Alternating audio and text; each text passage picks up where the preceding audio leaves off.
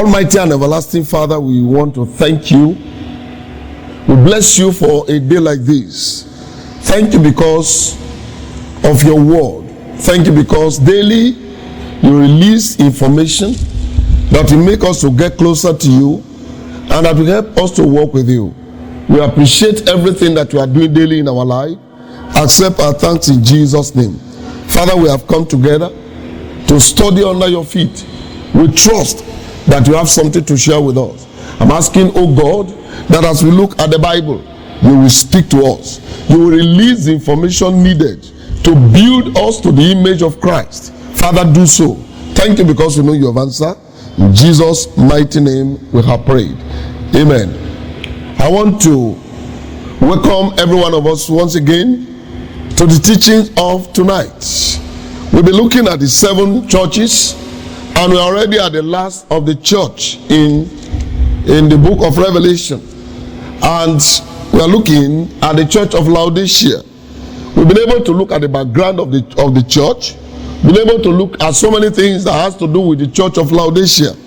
But we continue, especially as the church was referred to as a lukewarm church by our Lord. And you know, Jesus never exaggerates. He says it as it is, and is not afraid to tell the truth, even to the most stubborn kind of a human being. He will tell him exactly who he is, and he will tell him exactly what is happening to him.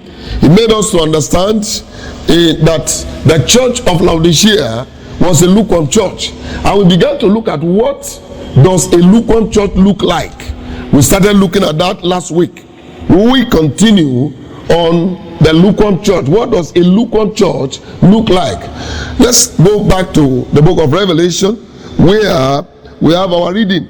We are reading from the book of Revelation, chapter 3. Let's begin to look at it from verse 14. And unto the angel of the church of the Laodicea write, this thing said the Amen, the faithful and true witness, the beginning of the creation of God. I know thy works, that thou art neither cold nor hot. I would, meaning I would have preferred that you are either cold or hot. Verse 16. So then, because thou art lukewarm, and neither cold nor hot, I will spew thee out of my mouth. Let's stop there first. The church of Laodicea was referred to as a lukewarm church, and you know that Jesus is not an exaggerator. He tells it exactly as it is. We began to share with you last week what the lukewarm church looked like. We've been able to look that a lukewarm church have committed to stressing the gospel of Christ. Teaching the gospel of Christ. Number 2, I made you to understand that a lukewarm church has little to proclaim about our Lord Jesus Christ. Number 3, that a lukewarm church is teaching half truth. Doesn't teach the whole counsel of God.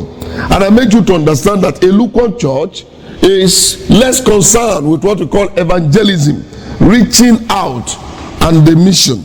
Today, I want to continue telling you that a lukewarm church stress little about holy living. And you remember that if there is anything that corrupt the church of today, that pollute the church of today, that ruin the church of today, that pull the church backward, that make the church to become what it is, that make the church to be worldly, that make the church to be fully corrupted, is that the church is worldly and the world is full of churches. The two of them are married together.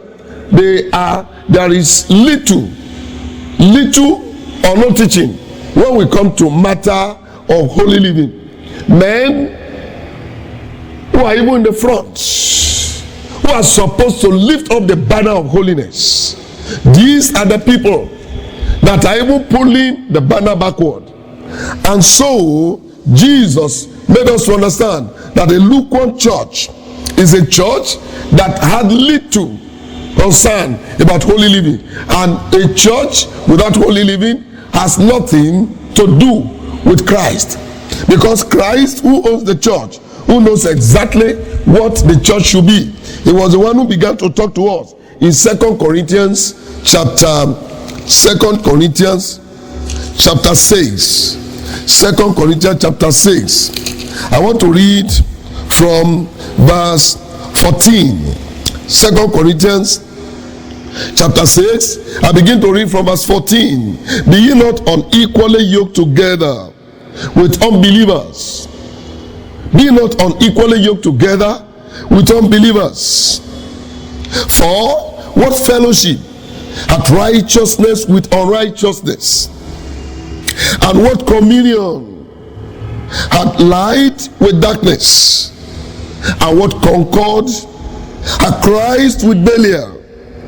Or what part hath he that believeth with an infidel? Jesus Christ, the owner of the church, through the apostle Paul, began to speak to the church, and he began to tell us majorly on the kind of life that you are supposed to live. He now gave us a clear command. He said, be not unequally. Do not place yourself on the same level with the corrupt and the polluted people of the world. Do not associate yourself with men and women who have little to do with holiness. Do not put yourself on the same level with the people who believe that by grace we are saved. That is correct. But after we are saved by grace, grace is not a license to corruption. Grace is not a license to pollution. Grace is not a license that we should live anyhow. Grace is not a license that we can handle ourselves, handle our way the way we like. No. I've seen people that make me to understand that it is only grace that will take us wherever. Agreed. There's no argument about that. No argument about that. And so they believe that because grace is there, that grace is present, therefore, whatever kind of life we live, no matter how corrupted we are, no matter how polluted we are, once we hold on to grace, that at the end of the day, every sin we commit after we are converted, after we are born again, every deliberate act of ours, that grace will cover them, and that once God look at Jesus on the cross of Calvary, he will not care whatever we have done. Friends, when you deliberately go into sin and believing because you have lifted up your hands in a meeting to agree that you have accepted the Lord Jesus Christ, and you begin to believe that since you have raised up your hand and your name was written down with the record of the counselors in that evangelical meeting, and then you now believe that I'm born again, and therefore whatever I do, that the blood of Jesus will cover it. No, you cannot deliberately sin and think that the grace will cover you. No. What does the book of Hebrews chapter 6, what does it tell us concerning such type of confession, such type of statement? Hebrews chapter 6. Hebrews chapter 6. What does it tell us? Look at it from, I'm reading from verse 4. For it is impossible for those who are once enlightened and have tasted of the heavenly gift, and are made partaker of the Holy Ghost, and have tasted the good word of God and the power of the world to come, if they shall fall away, to renew them again unto repentance, seeing they crucify them to themselves the Son of God afresh, and put into an open shame. What are we talking about? Because you are converted, because you have lifted up your hand, because you say you are born again, does not mean you can live anyhow. No. Salvation is connected to our holy living. If we begin to think that after our conversion, after our being born again, after we are saved, that we can live a loose life, go into fornication, go into adultery, go into alcoholism, go into robbery, go into kidnapping, and believing and thinking that once we just come and pray that God will hear us, friend, you are deceived. Back to 2 Corinthians chapter 6. I'm reading again from verse 16. And what agreement at the temple of God with idol? That one is very clear. What is the relationship with the Lord Jesus Christ and cultural dance? What is the relationship with the people who are born again and talking of the of worshiping or making sacrifice before new yams could be eaten? What are the relationship with the people who says they are following the Lord Jesus Christ and they are still going down back to their village, and they are saying there are some certain idol, there are some certain sacrifice they must carry out before they get married, that if they don't do that sacrifice and they happen to go and marry, that either they will die during childbirth or some evil thing will happen to them. Listen to me, brother. The blood of Jesus is stronger. The blood of Jesus is stronger than whatever kind of sacrifice they want to carry out for you. Once you are born again, once you have given your life to Jesus, once you become a disciple of Christ, there is no sacrifice you can again include to what Christ has done for our salvation. He has perfected it. In verse 16, he said, what agreement at the temple of God with idols? This is one of the things that pollute the life of the church people who believe that even after they are converted, they are still supposed to carry out some certain sacrifice that is being done. Probably annually they have masquerade festival in their village. They will go to their village and say, well, in our compound we are the owner of that masquerade and we must carry out the sacrifice every year, otherwise there will be calamity in our home. Friends, once you give your life to Jesus, every sacrifice in the village, masquerades and whatever festival that they are doing that are connected with demon, you have no hand in it anymore. Once you unite yourself with that, you have jumped out of the fence of salvation, you have jumped out of the fence of the family of God, you have jumped out of the fence of the compound of the Almighty God, and whatever you dip your hand into will not be able to deliver you on the last day. And that is why he said, what fellowship, what agreement with the temple of God with idols? For ye are the temple of the living God. Friend, do you hear that? That once you are born again, your body becomes the temple of God. And they are telling us that it doesn't matter. God does not look outwardly, he looks at inside. That is correct. But let me tell you something. It is that inside that originates everything that is appearing in the public. A man who is drinking, truly, before he handle the beer, before he handle the cup, before he take that alcohol, there is a thought that originates from that his heart. It tells you that God look at the heart. It's true. Before men go into adultery and fornication, they nurse it in their heart. They have a lustful desire in their heart.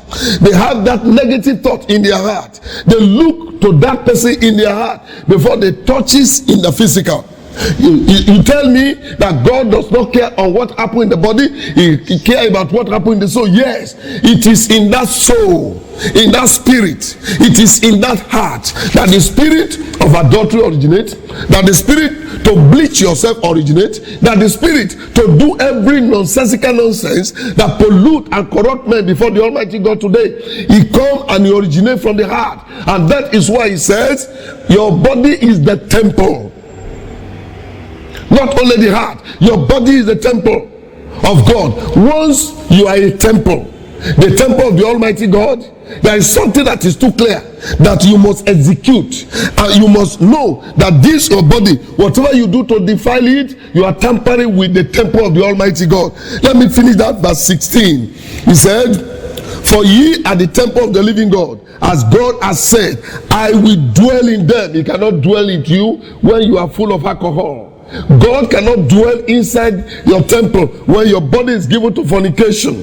God cannot dwell with you when your body is given to adultery. God cannot dwell with you when that your body you are placing a pornographic photo in your front and you are looking and you are watching. How do you expect the Spirit of God to dwell right there? No, he said, I will dwell in them, I will walk in them, and I will be their God, and they shall be my people. This can only happen when men are fully yielded, when men are fully connected and cooperated, and they believe in him. It is now in verse 17, he said, wherefore come out from among them. This is what many churches of today are not doing. This is why we have 95% churches as lukewarm churches all over the world. They believe, don't let us offend them. Don't let us tolerate them. Let us bring them together. It is only God who is the judge. It is the God who knows those to make heaven and those not to make heaven. Let us just do our best, just ask everybody to come. The drunkards, the smokers, the idolaters, the Indian smokers, and the alcoholic drunkard, they all gather together. Good. And after that, we preach Christ to them. That is all right.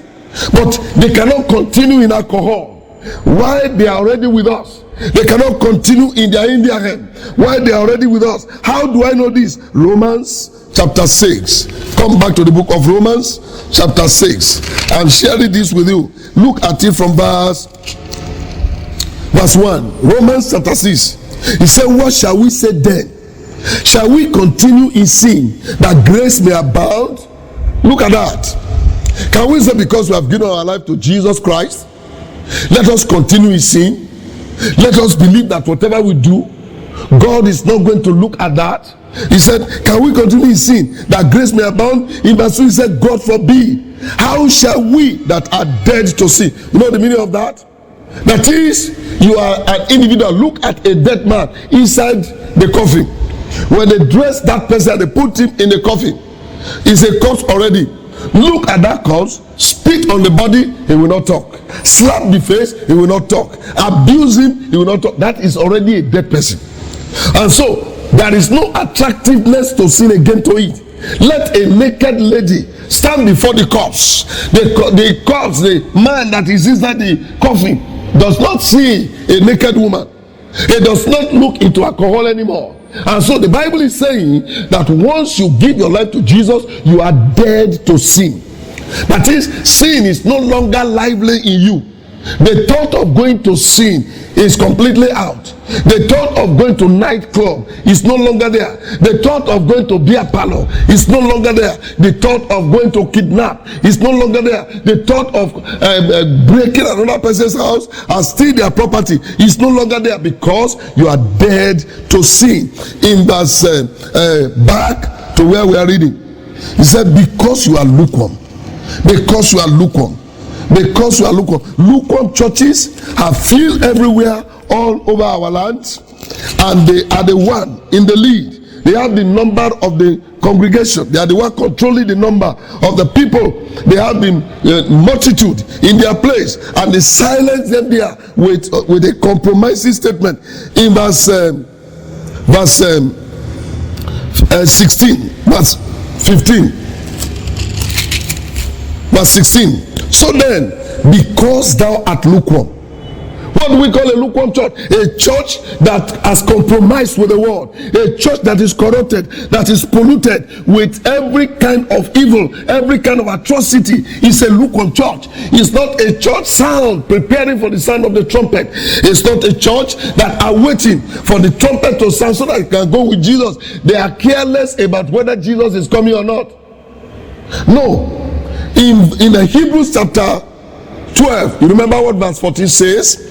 Hebrews 12:14 said, follow peace with all men and holiness, without which no man shall see the Lord. Friends, it's like this verse of scripture is taken away from many Bibles.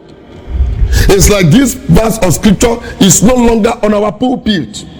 It's like this verse of scripture is becoming strange. When you stand before the people and you tell them, I'm going to preach on holiness, they look at you as an old school, old fashioned, outdated preacher. They look at you as someone who wants to terrify them. They look at you as someone who come to put fear in their heart. Why? Because anything that goes on holiness, they look at it as an enemy to them.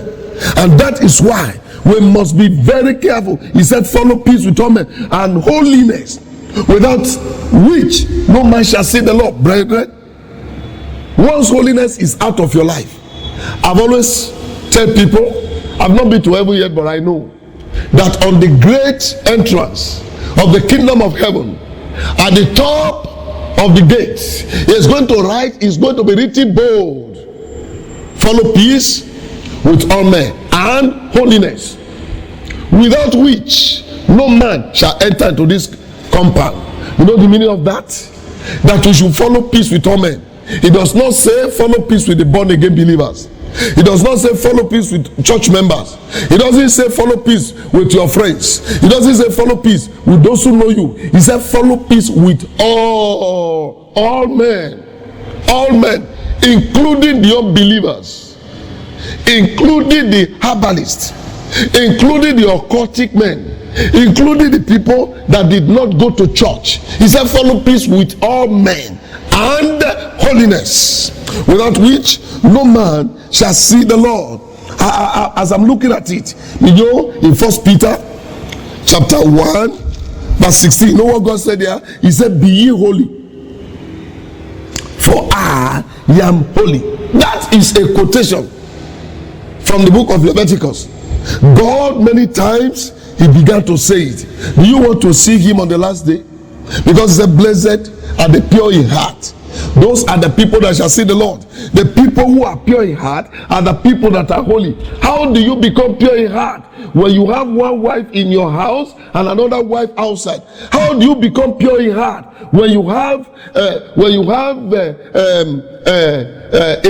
wife and you still go again and have a girlfriend. How do you become pure in heart? You can't manage the two together. No.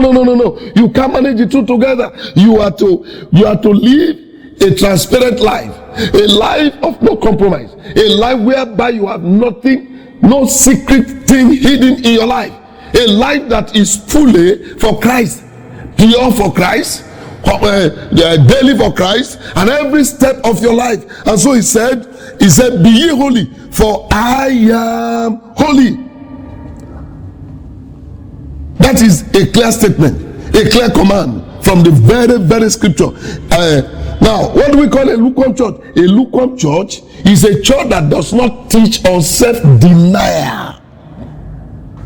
What do I mean by that? A lukewarm church doesn't teach the people to deny themselves, to live righteously, to take up their cross, to follow the Lord, and to follow Jesus daily. He doesn't teach them that way. A lukewarm church is a church that has little to contribute to the building of the people of God. And so when he said a lukewarm church is a church that has little to teach. Can I share from, let's go to the scripture and look at it from the book of Luke chapter 9. I'm reading Luke chapter 9. Luke chapter 9. I'm reading verse 23. And he said to them all. He said to them all, as he's even saying to you all. Now, saying to even the preacher and you that you are connecting with us. He said to every human being that is anywhere, any part of the world. He said to you all, if any man, check it again, Luke chapter 9 verse 23, and he said to them all, if any man will come after me, whether he's a preacher or just a member of the church, if any man will come after me or will follow me, let him deny himself. What's the meaning of that? He said let him deny himself and take up his cross daily and follow me. Can you get that story? That everyone who want to be a child of God, everyone who want to follow after the line of Christ, everyone that want to see Christ on the last day, rapture together and be with him forever, he said let that person deny himself. What does it mean to deny himself? For example, the pastor come out and said we are going to have 3 days fasting and prayer. There's something in your heart, rise up against that announcement because you don't want to fast. You cannot deny yourself on a plate of food in the morning and in the afternoon. You can't. He said let him deny himself and take up the cross. Do you know how to deny yourself? You are in a place where you are working and probably you have access to money, and all of you are in the account department, and in the account department the both of you agree together that right now as things are, this money we can share it without the knowledge of the leaders or the owner of this company. And whether you are 3 or 4. And they now said, this money will help us to move forward. And if we share the money now, you will not get less than 2 million. And you say, well, 2 million can help me to go a little bit further. And so you now decide that I'm going to share from this money. You cannot deny yourself to tell them, I am a Christian. I cannot, because of my personal comfort, go against the written word of God. I cannot, because of my personal comfort, sin against God. I cannot, because of this temporary world that is fading away. I can't, because of that, deny myself to allow God's perfect will to be fulfilled in my life. And so such people will want to go for the money. And so Jesus said, if you cannot deny yourself and take up your cross, he said, you cannot be my disciple.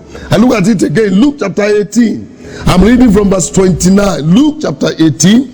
And he said unto them, verily I say unto you, there is no man that had left house or parents or brethren or wife or children for the kingdom of God's sake, who shall not receive manifold more in this present world and in the world to come life everlasting life. When you look at what Jesus Christ was saying, many times you look at people who are committed to God, many people who are dedicated to God, we look at them as if they are fools.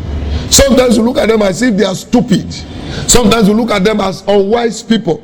We look at them as people who did not value what life is all about. No, that's not correct. When you think of the kingdom of heaven, everything that are here on earth will lose value before you. Brother, hear me.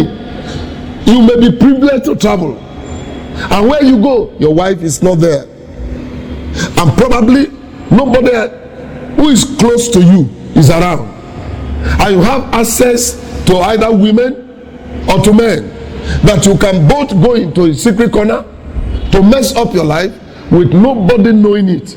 And many of us will look at that as an advantage, and we want to say, okay, now that nobody is around, I can quickly go into adultery, I can quickly go into a fornication, I can quickly drink this alcohol, I can quickly take number of beers, I can quickly steal this money, I can quickly enjoy myself, and believing that after that nobody will know. When I get back home, I confess my sins, I will repent, I know God will forgive me. My brother, listen to me. Those are sins that are deliberately committed. You cannot deliberately commit the sin against God and expect God to overlook it. Every sin that is deliberately committed, there is bound to be punishment on that sin. And that is why it is too difficult, too hard for you to think you can live the life you want to live and go scot-free. No, it doesn't go that way. And so he said, any man who leave his father, who leave his mother because of me, and such a person denied himself from some certain benefit, he said, in this world he will reward you, he will recompense you, he will give you more than you have sacrificed, and in the world to come, he said, you will have what we call eternal life. And so this current church, the current world in which we are, they are not telling us exactly what we need to do. And this has led to what we call lukewarmness in our church.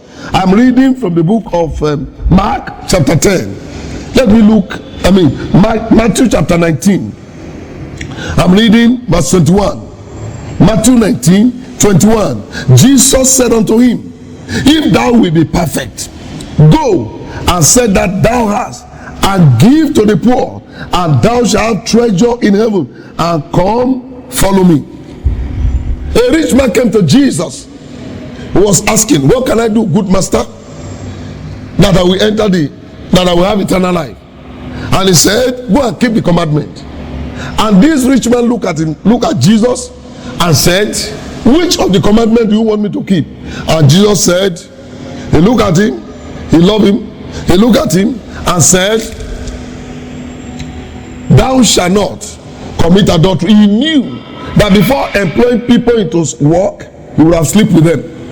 Thou shalt not commit fornication. He knew that he has so many lady friends, girlfriends outside that are hidden in different corners.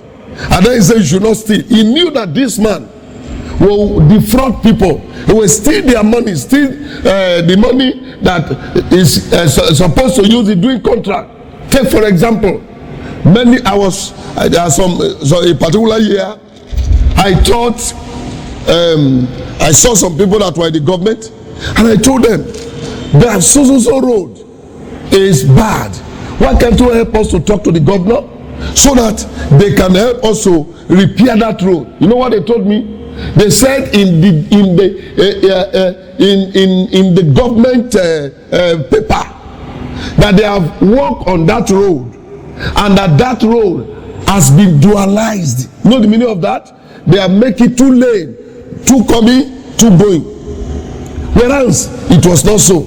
He said they will not touch that road until 12 years after, because they believe they have spent money on it. Can you see that?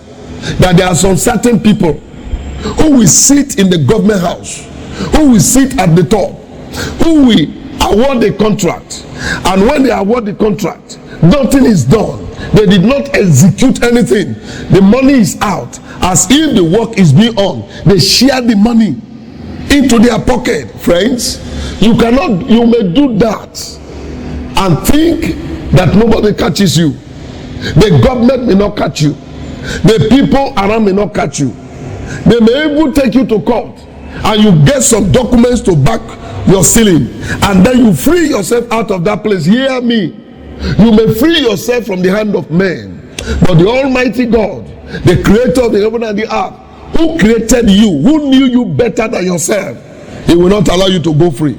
You will vomit them here on earth, and you will suffer for it in hell to come. And that is why, brethren, we must, under no condition, because of this temporary world, the world of woes, the world that will soon end, the world where there is nothing enjoyable inside anymore, why will you use it to destroy your future? And so Jesus told them that we must deny ourselves. What is a lukewarm church? A lukewarm church is a half-committed church. Members of the church, they go to church when it is convenient for them. Members of a lukewarm church, they attend church when it is easy. There are people who are members of the church who may not attend church until Easter. There are people who will not attend the church until Christmas. There are those who will not attend church until the night of crossover, when everybody will come around to come and pray and say, God, we are crossing this year to a new year. There are those people who may not even attend the church. When you go to them, they say, well, you know I am busy. When is our harvest coming up? They're asking you. And when you say, the harvest is coming up in 2 months, I'm all right. How much do they say we should pay? I will send my money. I will say, and the pastor visits him and is telling him, sir, it is important that you show up. It is important that you come to church. It is important that we come and worship to it. Pastor, you know I am busy. All I'm asking is that, tell me what the church needs. Do they need a bus? Tell me, I will supply. Do they need a campground? Tell me, I will buy for them. Is the mission house okay? Tell me, I will build a new one. And if the food that ministers are to be given is no longer in the storehouse, tell me, I will supply. My brother, listen to me. That which you are pointing, okay, it's good, but that will not represent, that will not make God to overlook what he has commanded in the scripture. Look at it in Hebrews chapter 10 verse 25. Hebrews chapter 10 verse 25, he said, not forsaking the assembly of ourselves together, as the manner of some is. Those are the lukewarm people. It is their manner. But exhorting one another, and so much the more as ye see the day approaching. Friends, you remember that when the church started in Acts chapter 2, when you read Acts chapter 2, you will come to see that the church there, they were meeting daily in the temple, from house to house. They were having fellowship. They were taking communion. That was why the Bible said, and the Lord added to the church such as should be saved. It is not that everybody sits in his own house and they are saying, Pastor, when it is time of harvest, let me know. Pastor, when we want to raise funds, let me know. If we want to buy a new vehicle or a new equipment or the instrument for the church, like the PA system, the drum set, the new keyboard, and we want to buy pipe organ, the money is there. I will supply you the money, my brother. You will supply the money. The church will take the money, but that will not present. That is not going to represent your presence before the Almighty God. And that is why many are lukewarm. When you are away from the church, you didn't hear the Bible preaching, you didn't hear Bible study, you are not in the Sunday school, the teaching of the word of God is not there, you are not there with the people while they are praying, you are not there with the people while they were singing praises and they were rejoicing before the Lord. You are isolate yourself and you are thinking that you will grow spiritually. No, you will begin to die spiritually. And that is why people who are half committed to God, they don't attend church regularly, they don't attend weekly service, they don't believe that that Bible study is for them. Some of them will look around and think that, look, this study you are talking about is for children. Somebody was talking to me the other day and was saying that we are matured people. The one you are talking belongs to children. Children are to do Sunday school. Children are to go to Bible study. But as far as we are concerned, we are old enough. We have been hearing that for a very long time, my brother. The word of God is new every day. And that is why, for those people who really want to make heaven, they know that daily they must meet with the Lord. What is a lukewarm church? A lukewarm church is such a church that are not staying awake. You know, there are some people that come to church. Lukewarm church, lukewarm people. While the service is going on, they are sleeping. While the preaching is going on, they are sleeping. And when the pastor will say, praise God, that they will wake up and say hallelujah. And then they put down their head again, they sleep off. I don't know how correct it is.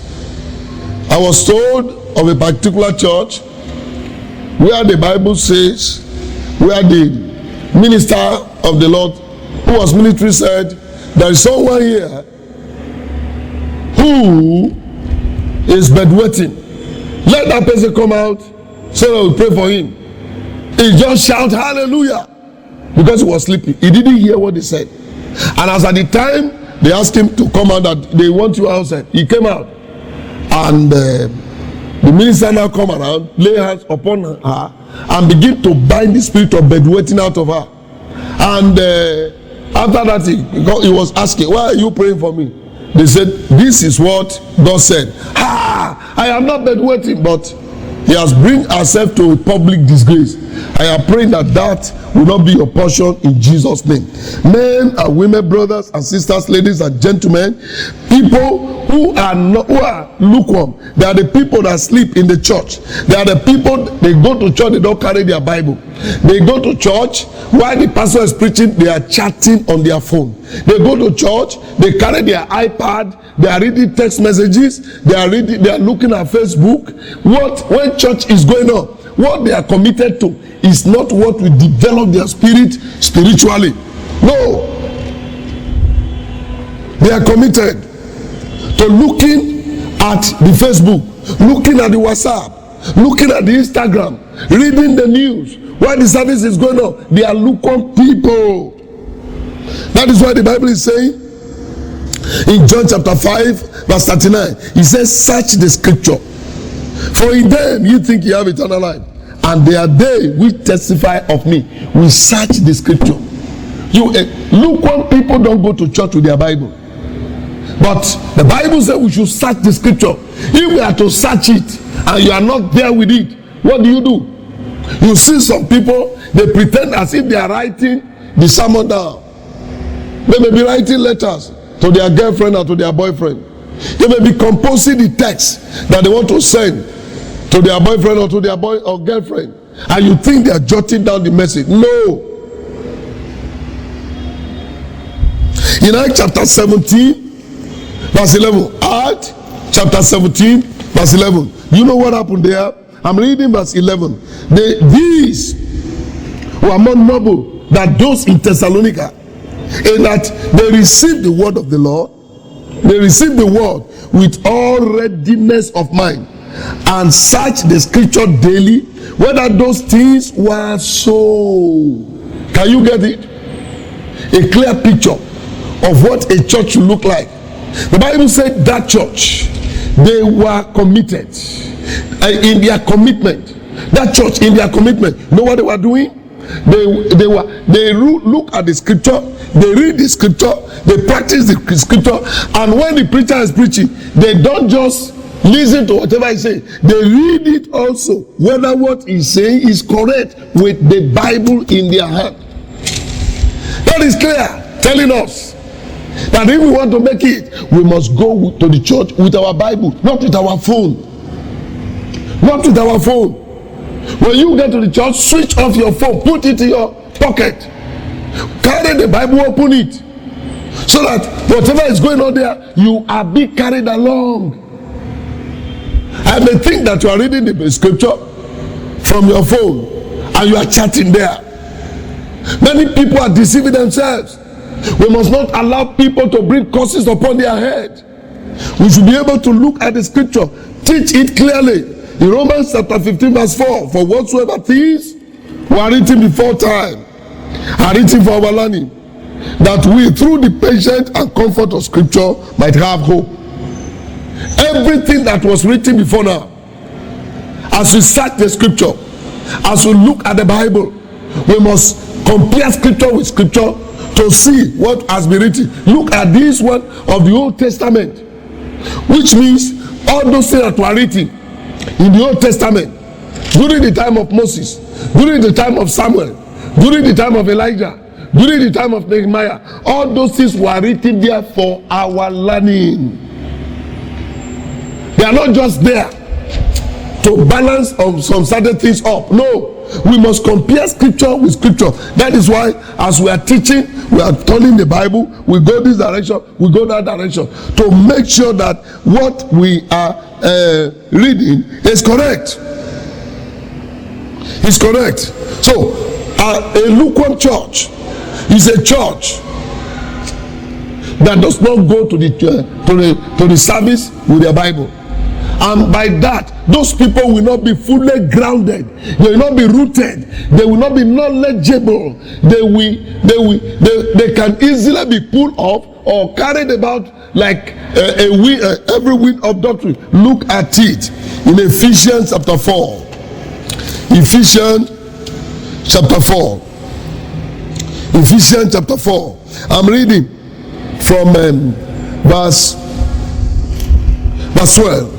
For the perfecting of the saints, for the work of the ministry, for the edifying of the body of Christ, till we all come into the unity of faith and of the knowledge of the Son of God, unto a perfect man, unto the measure of the stature of the fullness of Christ. That, look at it in verse 14, that we henceforth be no more children, tossed to and fro, and carried about with every wind of doctrine by the sleight of men and cunning craftiness, whereby they lie in wait to deceive. Friends, it is when we look at the scripture, it is when we carry the scripture, it is when we carry the Bible, it is when we read the Bible, it is when we meditate through it, it is when we share it together, that is when we will grow. Otherwise, many of us will look like babies that can easily be carried about. I wonder, when we come to many churches, there are people, they are like babies. They have been in the church for more than 20 years. They still don't understand the principle of scripture. There are some of them that have been in the church for more than 30 years. Their Bible is still as new as ever. And they are telling you that I have this Bible in the last 50 years is the Bible I'm using. Take the Bible, is still new. Look at the Bible, is very neat, my friend. It is not the neatness of the Bible that determines how neat you are as a Christian. No. The expectation of God is that you submit yourself unto God. You surrender yourself unto God. You search the scripture. You read the scripture. You look into the scripture. You practice the scripture. What then is a lukewarm church? A lukewarm church is only half committed to supporting the church. There are people, they believe that all they need to do is to just come and get.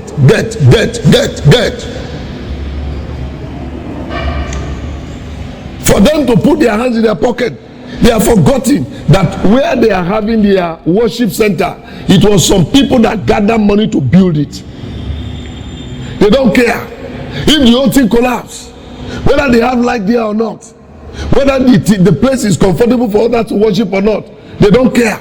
All they are after is to maintain and to make sure that their pocket is sealed. No, that is not what the first and the early church were doing. What were they doing? In 1 Corinthians chapter 16.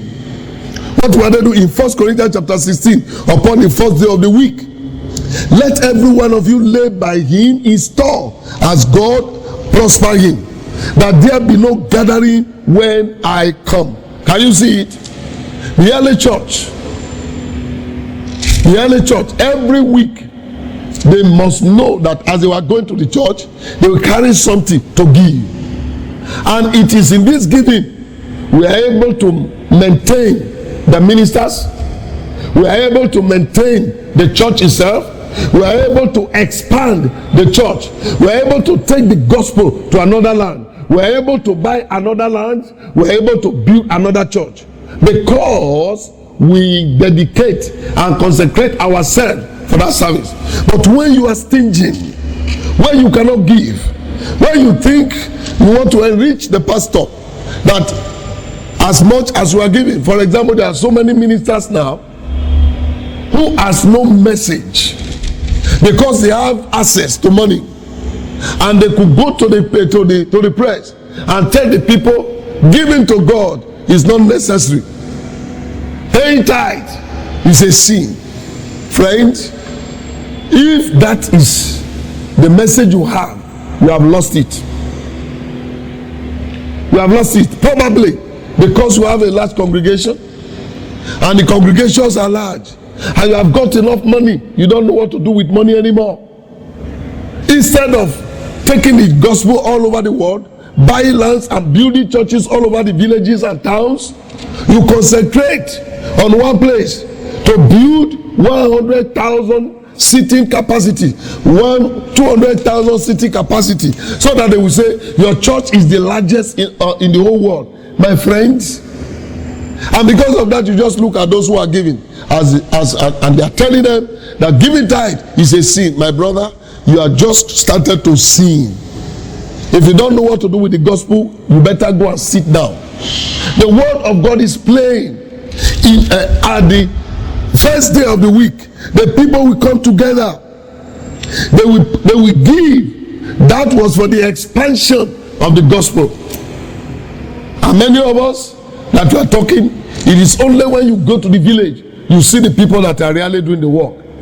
The people who are in places where there is no network, the ministers and the missionaries that are in the bush, battling with the herdsmen, battling with mosquito, battling with hardship of life. And you in a city where you have everything, sleep in air conditioner room, your church is full of air condition, everything is air condition, your car air condition, you have everything easy. How will you not talk whatever you like? But did you watch the people that have gone from one place to the other, that are almost sleeping in the bush? Did you think of how they are surviving? How many missionaries did you have? How many of them have you sent? And so you can judge the people that are outside. So I am telling you that a lukewarm church is a church that does not give. A lukewarm church is a church that does not support the mission. It doesn't support mission. They do not go on evangelism. They did not go about telling other people on what to do as to bring more souls to Christ. That is a lukewarm church. A church that is full of zeal, that is full of life, that is full of power, is a church that moves from one place to the other. and they are ministering, they are teaching, they are guiding people, they are leading others to Christ. And that should be our labor. That should be our work. There are so many villages in so many countries that people are suffering. They need the gospel, and yet in your account you even have the gut to put some money in fixed deposit. There are churches that have more than $1 billion or dollars inside the account, and they could boast that, yes, I've just bought a jet. You see your brother the other day who was boasting that in the midst of pandemic he has just got the 3rd jet. Friends, can you see that? And every other person begin to speak against him. Yes, because when you ought to keep quiet, you are talking. And so we must do all we can to carry out the word evangelization. Whatever we can do to remove the blood of other people out of our neck, we must do it. A lukewarm church does not care whether people are saved or not, whether people die or not, whether people are born again or not. That is why I am telling you, I just want to show you a verse as I want to round up now. Look at it in Ezekiel chapter 3. Ezekiel chapter 3. I'm looking at it from verse 17. Son of man, I made thee a watchman unto the house of Israel.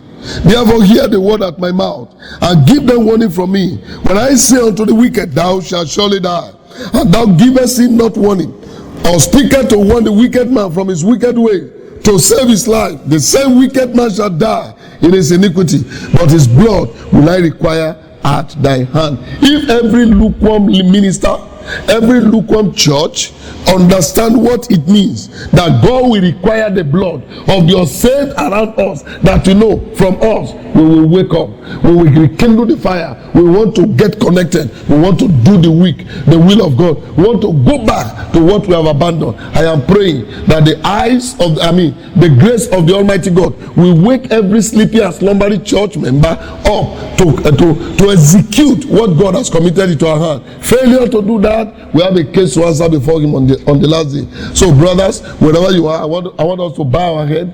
I want to pray with you. Father, in the name of Jesus, I've been privileged to share briefly with you, with these brethren, and I'm asking, oh God, that you make the word clear, make it understandable, let them know exactly what you want us to do, and to be able to rise up from slumbering and from lukewarmness, and to become a church on fire for you, that we may become like the church of Philadelphia. Father, help us to do that, and all the glory shall be yours. Thank you, because I know you've answered. In Jesus' mighty name we pray. Amen.